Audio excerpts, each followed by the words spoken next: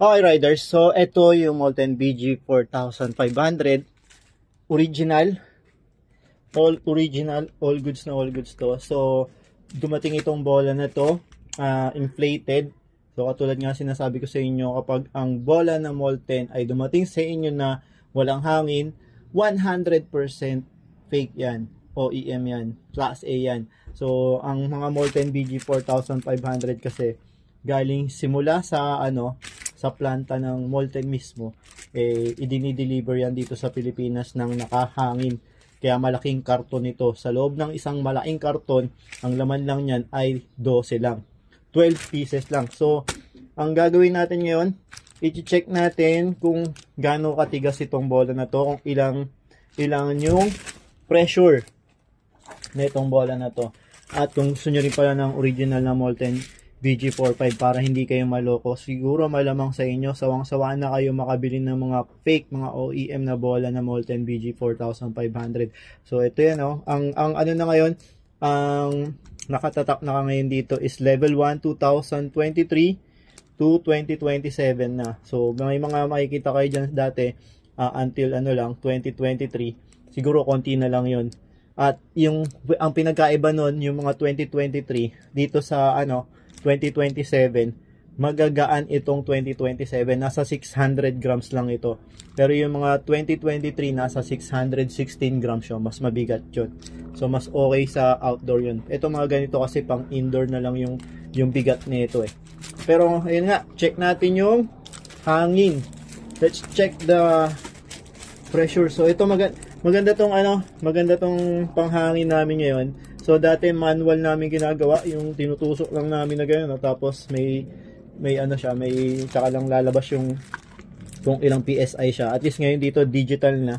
So maganda to. Tapos pwede mo na rin siyang panghangin, all goods na to. So check natin ang pressure. Ayan. So once na pinasok natin yan, pinusok natin yan, tingnan nyo. Mag-update yan. So yun, 6.5 PSI. 6.5 PSI itong bola na to.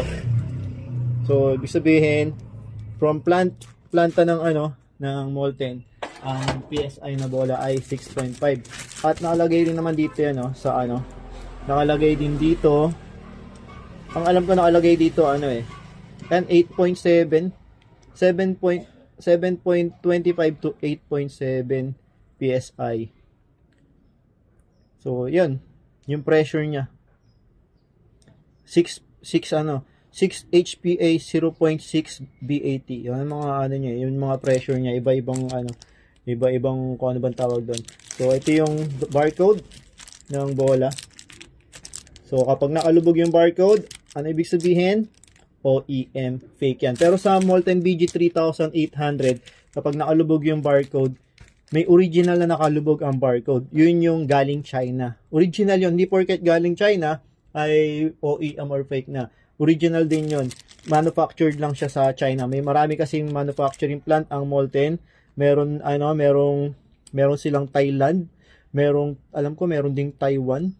Tapos meron sa Japan and meron sa China.